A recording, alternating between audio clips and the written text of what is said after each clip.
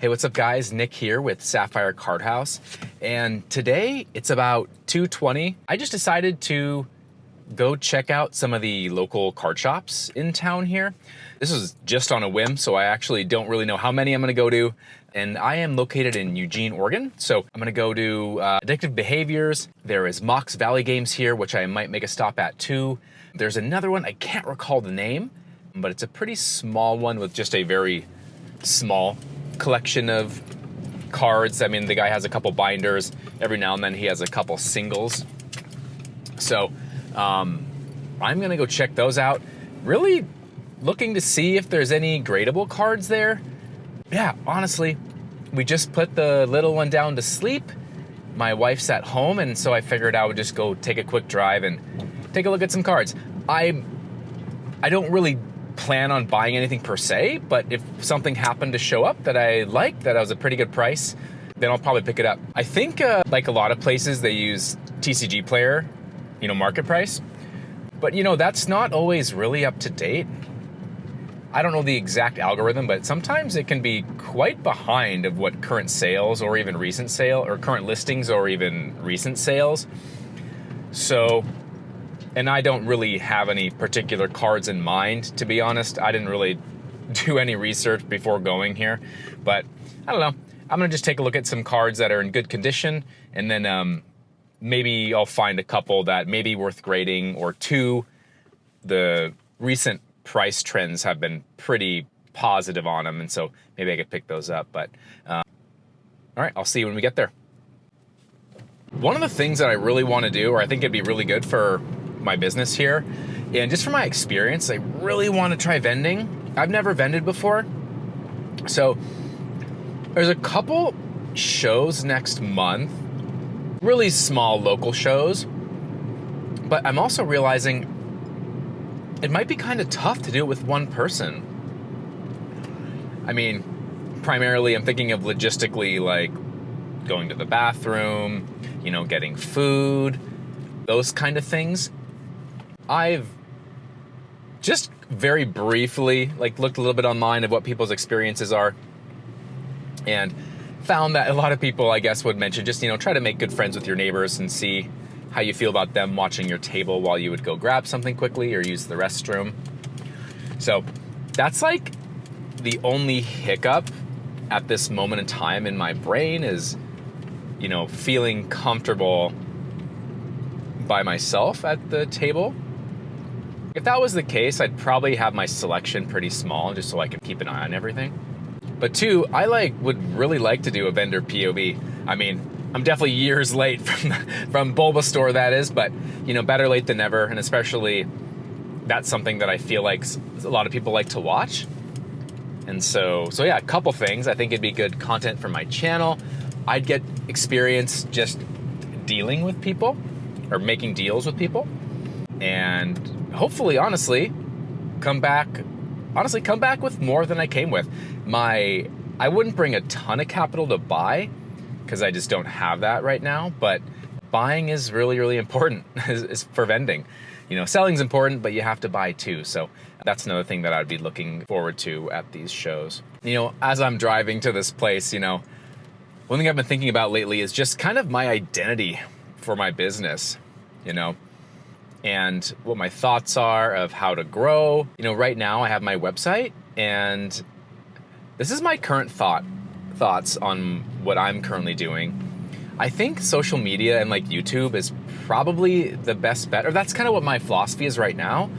I care honestly less about selling cards on my website and more about making content and seeing if people resonate with the stuff I make and like to watch my channel. Because I feel like if people know me a little bit, I mean, through this, I guess, and or at shows, they might feel like they'd want to support me. And so I feel like number one priority for me is probably just honestly making, content on social media, making YouTube videos, shorts, putting those on Instagram and TikTok, and then honestly see where that takes me. Because I don't really have a lot of buying avenues right now. I have not actively searched to really buy anything, honestly. I think on Facebook Marketplace yesterday, I think I messaged someone who had a little bit of a, not a collection, but like a couple binders they're willing to sell. I haven't even looked at them yet, but that is something that I will, as I sell more stuff, I will need to actively search more. And that's one thing that I have not done yet. And I know that's kind of a little bit of the trickier side, it seems, from the perspective of, you know, having a Pokemon card business, selling cards. Finding the product is always kind of a challenge, I think. But if I could do like semi-frequent shows and do vendor POVs and stuff like that, I feel like that's kind of what would start allowing me to build up, to buy cards, you know, meet people, sell product. And so that's kind of what I envision, but I'm actually moving from Oregon to Montana in about a month. You know, as far as the card show scene, I'm already just kind of starting to look into the card show scene, but I imagine Montana is definitely worse than Oregon as far as, you know, card shows and how frequently they are. But who knows, maybe I'll be surprised. Maybe there's more local shows in Montana than I think, so. And also, guys, just so you know, I don't know if recording is allowed in these shops, and so I'm not sure if I will. We'll see. I might just do some B-roll if I can. I'll just talk to you guys after I'm out of the shop. Well, I don't think I've actually been here when I've been intending on buying anything. So we will go check it out and see what they have and see if we make it out with anything. I'll catch up with you guys after.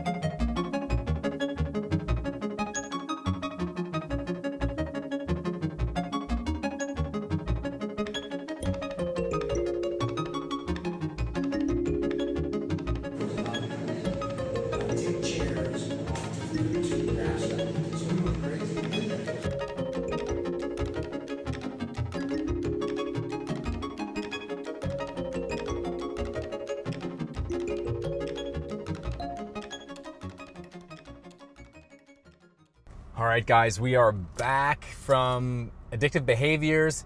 Hopefully the sun isn't too hot for my phone in this spot, but we only made it back with one card, and it isn't even a card I can probably grade. It was a light played Misty's Tentacruel. The front is really nice, by the way. I don't even remember what was wrong with it. I just really like the card, and man, I feel like this card's a bit underrated. I am a guy who likes vintage cards, but does anyone else like this card as an example? Same with like Giovanni's Gyarados. I feel like it's not that popular per se, but I think it's awesome. So this card in light played was like 16 bucks. I mean, man, who knows what this card's gonna do in the future, but I'll talk a bit more about the store though. I didn't ask if I could record until like halfway through, and then I just took some B-roll type footage throughout the store. They have a lot of cool cards there, 100%. So, I mean, there's a couple vertical print lines, a little bit of holo scratching, not a lot. I mean, I think light play is pretty appropriate for this card. Maybe LP plus, but I don't think you're gonna be able to see very well. I'm not even sure if my wrist doesn't bend that way. Oh, you can kind of see that print line a little bit there. On the back, there's a little bit of whitening on, I'm not sure what side you guys will see, but this corner, right there, and then just a little bit on the other corner there. Not a lot. Again, I didn't get this to grade. I got it because it was relatively inexpensive, and I just like it as a card. I will probably sell this card at some point, but you know, one of the best things you can do, as far as I'm aware, is the cards you have in your collection, you can like those cards. You know, buy stuff that you like. And a lot of the cards that I happen to generally like tend to have gone up a lot in the past few years, so I feel pretty strong just going on my gut instinct of what I think is cool. Other stuff they had, I looked at a Unlimited and First Edition Blaine's Moltres, and just checking condition on there. I guess the store was pretty busy. There was a new Magic release today, and so the line was pretty long, and so I did wait for a while, but I wasn't in any rush, and the guy helping me was super nice and super patient. But I looked at some Gengar from Fossil. I looked at Flareon from Jungle. I looked at, I was gonna look at a Shadowless First Edition Alakazam, but man, I just don't have that kind of funds. If I even was gonna grade it, even though it could be a good investment, I just didn't even want to fork out that money. I don't even know what it would have been, to be honest. I checked out I looked at a Mega Rayquaza EX. I don't remember the card.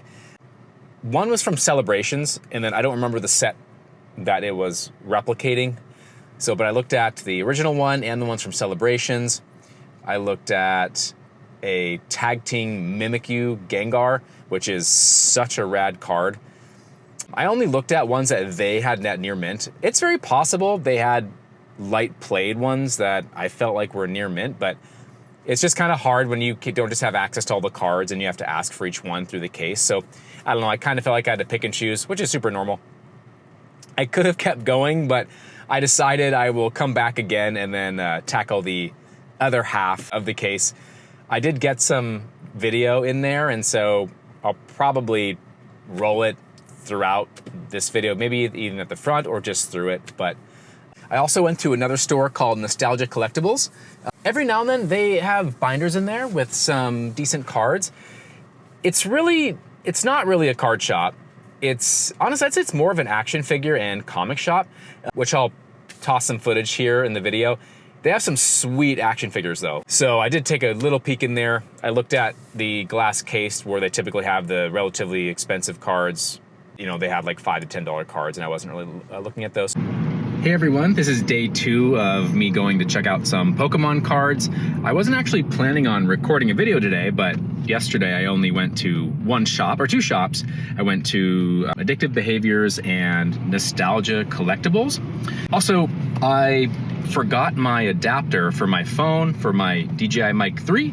It's the USB, and I need the lightning adapter, so this audio quality is probably not going to be near as good, and if it's pretty bad, I'll probably leave this out or do a voiceover. We'll see. So today we are going to Mox Valley Games, and I'm just gonna see, if there's any, do they have graded cards there? Do you know? I don't think so. Okay. So I kind of like shops who don't grade their cards, because obviously if they grade their cards, they've probably gone through everything pretty carefully to see if they want to grade things. So that gives us opportunity to possibly find some higher conditioned near mint cards. So yeah, we're gonna go ahead to Mox Valley Games in Springfield and see if we can find any pickups. Okay, bye.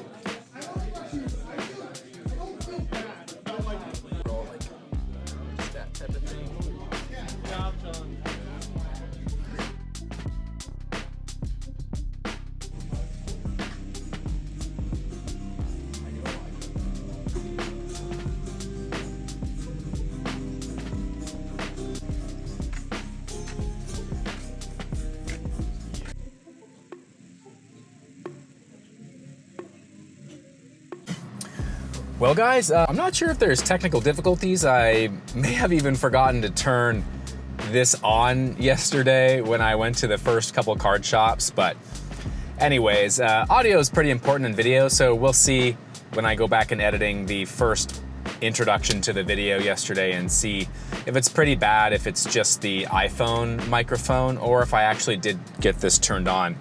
I don't remember, but anyways, guys, here is day 2. I went to Mox Valley Games. Took a little bit of B-roll in there. You know, there's people playing the new Magic Set tournament, and so I wasn't super comfortable like panning over them for their privacy. So I try to just get some like little stuff in the store. They have a lot of Warhammer products, like obviously Pokemon cards, some graded slabs, which again, you'll see on the video here. But so yeah, I checked out a couple cards. I checked out a Gardevoir EX. I think it was from Lost Origins? That might be wrong. I'll show a picture of it on the screen here. I also checked out the Cynthia's Garchomp. Super beautiful condition, honestly. I feel pretty confident it's a 10 in condition, but the centering was just off enough that I wasn't sure if it would get a 9.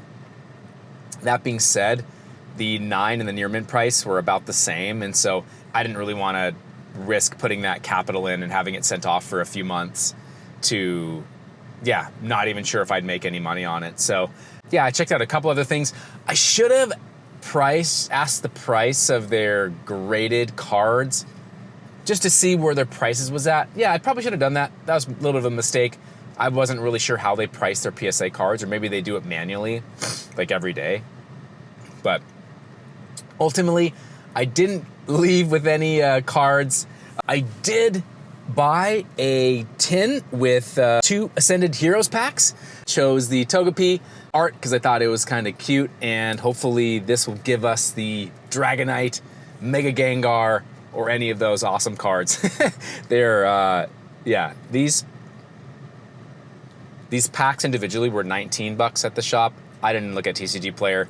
Obviously, shops always have a markup, but I just kind of want to buy something so I can open up on this video.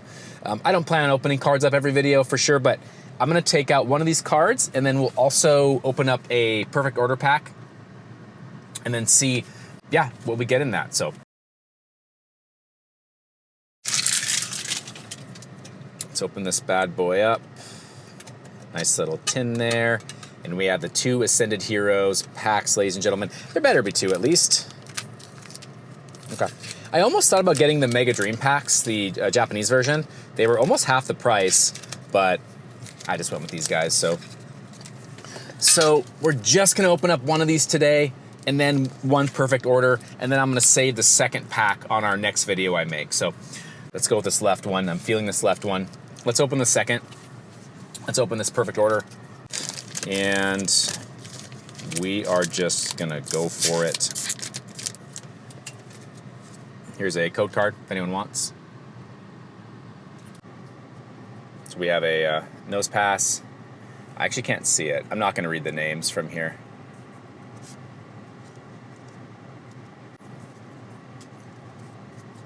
I don't know all the Pokemon either.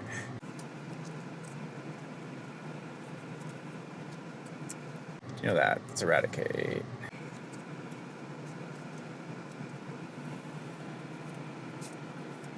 Is that a reverse?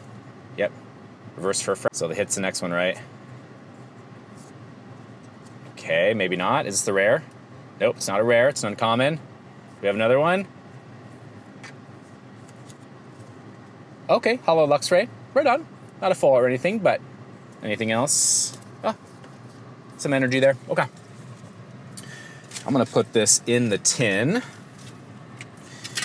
And then let's open up this bad boy.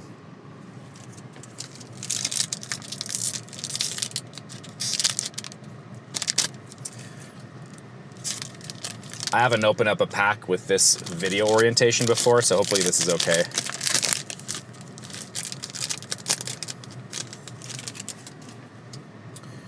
All right, ladies and gentlemen, I wonder if I should just show it like this. Nah, it's best if I just do this probably. Okay, we have a Badoo. We have a Dratini. I'm looking into my camera and I have to read their names backwards, so I have to do it just based on the picture. A Meowth.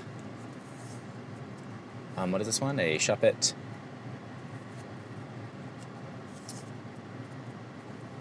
A Vikavolt or Vikavolt.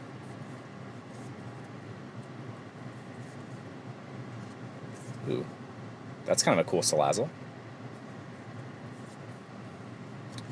Is that a reverse? Reverse trainer. All right, here we go, boys and girls.